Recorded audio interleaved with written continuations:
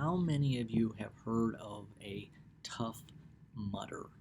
Right? Tough Mudder. I had never heard of it until my brother-in-law introduced me to Tough Mudders. He is hardcore in these races that are called Tough Mudder. One time he ran from his college apartment to our house. Now our house was near Kent State University, so it was only a couple miles.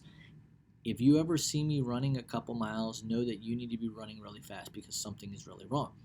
Now he did this on the regular, where he would run several miles to prepare for a Tough Mudder.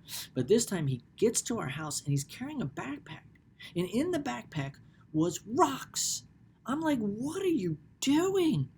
Well, he was training for the Tough Mudder. And if you know anything about a Tough Mudder, like that's a great way to train. Like part of the Tough Mudder, you carry someone and then that person carries you. Part of the Tough Mudder, you're down on your belly, on your using your elbows, going through mud, and there's this wiring right above you, and if you hit it, it has low voltage electricity and you get shocked. Other places, there's these huge walls you got to climb or swing that you have to swing from one to the next. I mean, just crazy obstacles.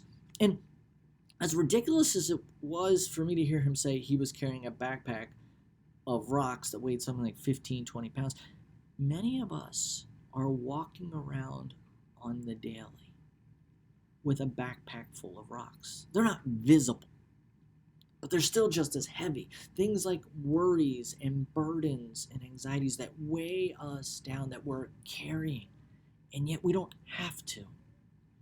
We're told in Matthew chapter 11, come to me, all who are weary and heavy burdened, and I will give you rest.